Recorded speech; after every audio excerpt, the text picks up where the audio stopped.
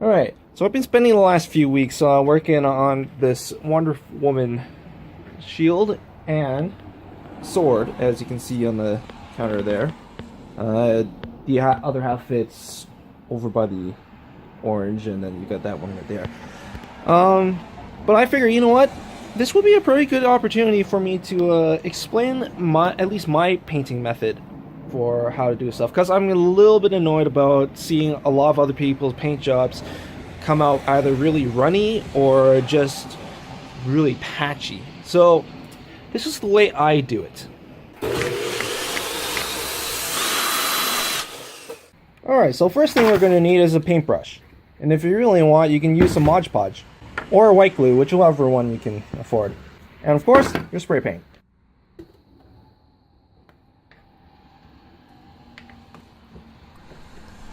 Alright, now that you've picked up a paintbrush that is not too big nor too small, what you're going to have to do is you're going to have to, or at least what I would like to do, especially to get that really nice shine, is to seal up the foam. What happens is I find is that whenever you spray paint EVA foam, what's going to happen is that the foam itself will tend to absorb a lot of the paint, which means that you're going to have this weird kind of bubbly texture to it. It's not very consistent. So what we are going to do is going to seal up all those holes with the Mod Podge. And what you want to do is, I would actually prefer if you did thinner layers of Mod Podge rather than one thick layer. The main reason for this is, one, I don't want to be filling up too many of the details. If you fill up if you do a very heavy coat of sealant, then what you're going to do is you're going to be filling up gaps. And if there are gaps that you don't want filled, it's hard to remove the sealant, as opposed to just putting in maybe 2 or 3 thin layers of sealant and then have it dry right away. If you have it too thick, it will, like, again, just like the regular paint, it will start to, gravity's going to take effect and it's going to pool everywhere. It's going to have little droplets of sealant all over the place if you have it too thick. So to prevent that, once again, thinner coats. I can't stress enough how much thin coats help. It helps with dry time, it helps with keeping your details, and it also helps a lot with trying to get the proper type of finish that you want. Alright, so now that I got everything all coated, time to just do a little bit of cleanup before the sealant just hardens on the brush. Thankfully this is water based, so it just...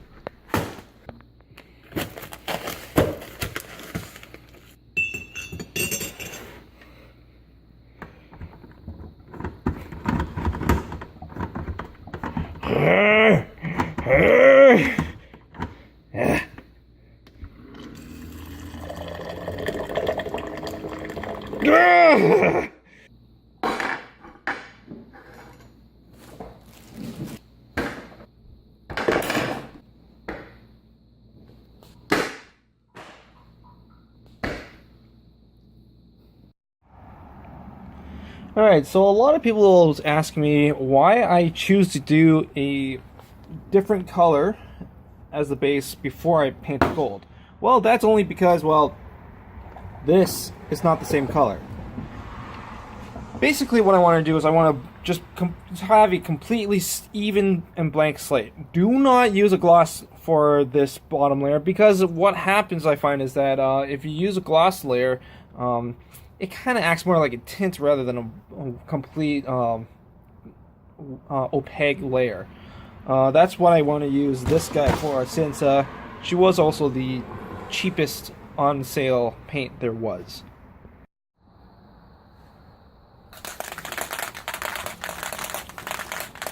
So moving all the other projects aside, Just need to shake up the can.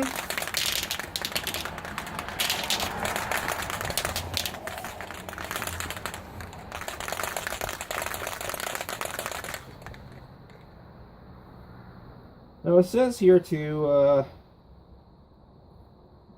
shake can for 1 to 2 minutes and during use. Test spray in an inconspicuous area for compatibility. Hold can 6 to 8 inches from surface. Spray in a sweeping motion side to side, slightly overlapping. Apply multiple thin coats. Wait 1 minute between each coat. So, that's what I'm going to do.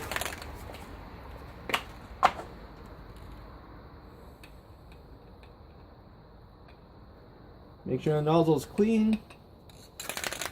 And let's give it a test spray first. Oh, that's pretty even. Alrighty. So going about this, I like to hit the inside corners as much as I can.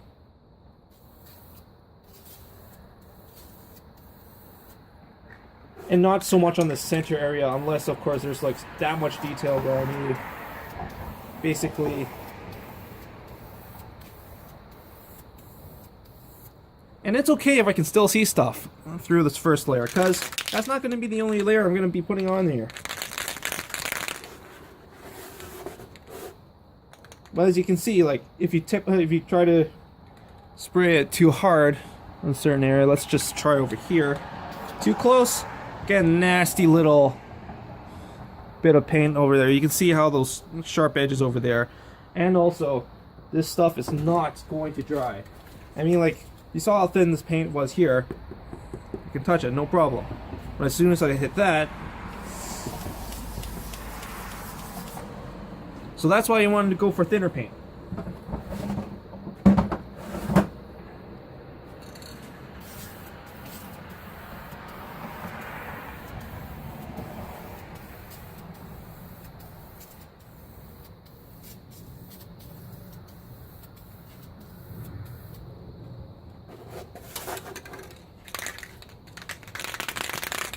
The reason why I'm also rotating is because there's going to be a lot of different details I need to try to hit. Now if I try to go in one direction, it's not going to hit it at all. So when I turn it, basically I'm revealing more areas for me to hit, because I can only hit line of sight.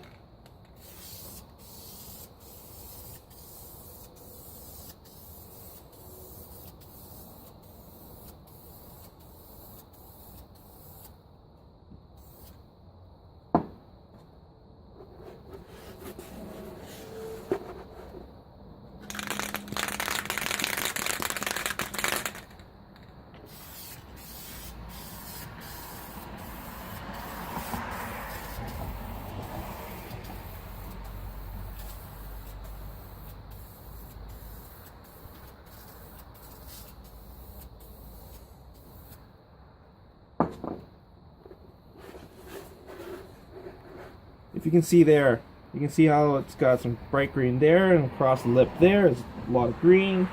That means that area is not quite covered yet, which is fine. I haven't gotten to this exposed area quite yet.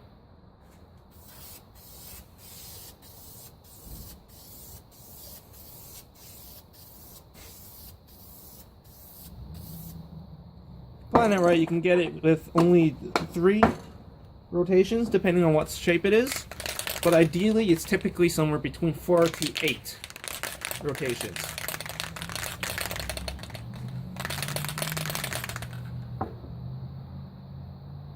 That's still a little bit tacky over there with the test paint. But over here, just only a little bit tacky. So maybe wait another few seconds. Like that's essentially dry right there. That's dry. Now if you sprayed it too thick, it won't be this dry this fast. This is real time. I'm not cutting this out.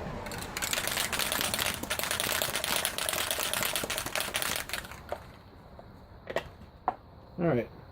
Whoa, what the heck? What is that?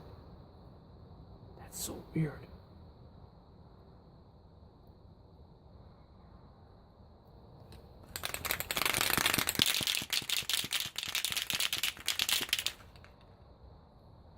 Actually, should we go with this one first?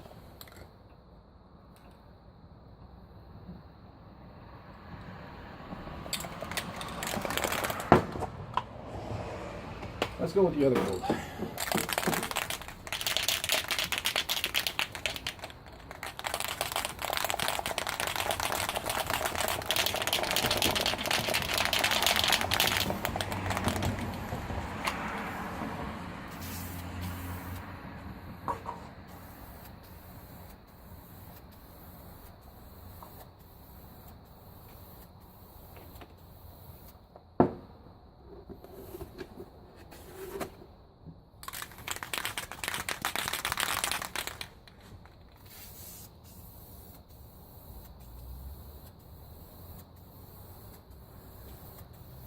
Notice how smooth and consistent my sweeps are. That'll give me the most consistent layer of paint I can acquire.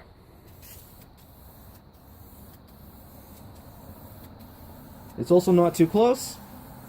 I'm also not doing it too fast, otherwise it just gets really thin, and I won't be able to have much coverage, which means I have to go over again.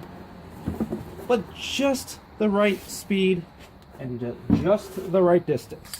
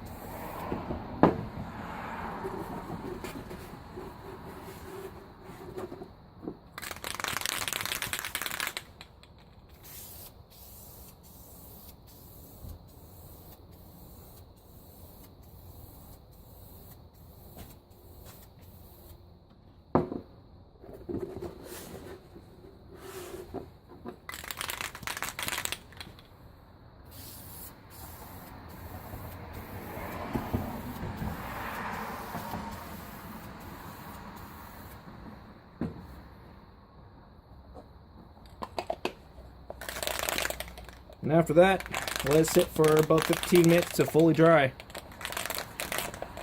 Just like that. You know what? Let's see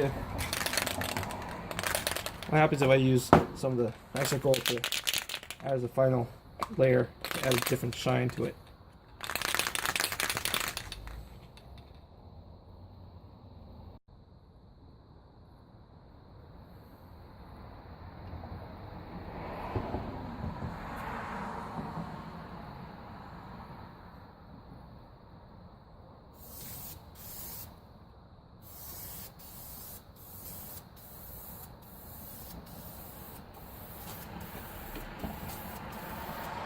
Oh yeah, that looks much better.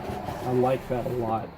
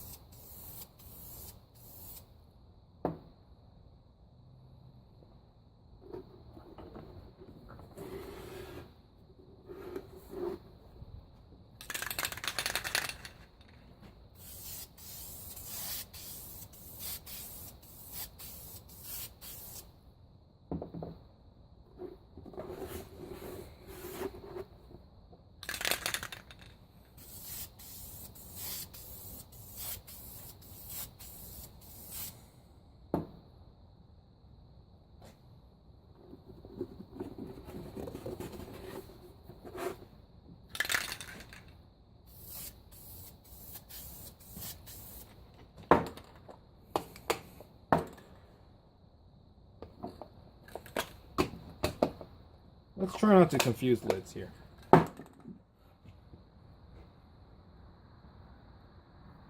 And there you go. You can really see the difference between this color and this color.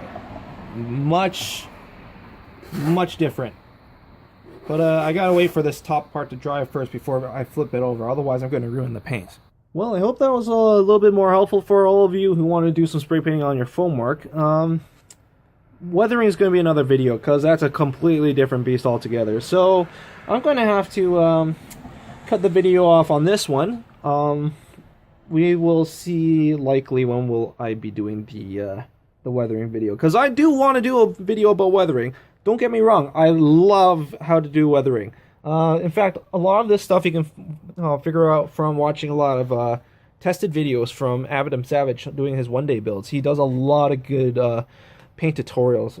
This is a hybrid between industrial and kind of craftsman, but there's a lot of the techniques are very similar.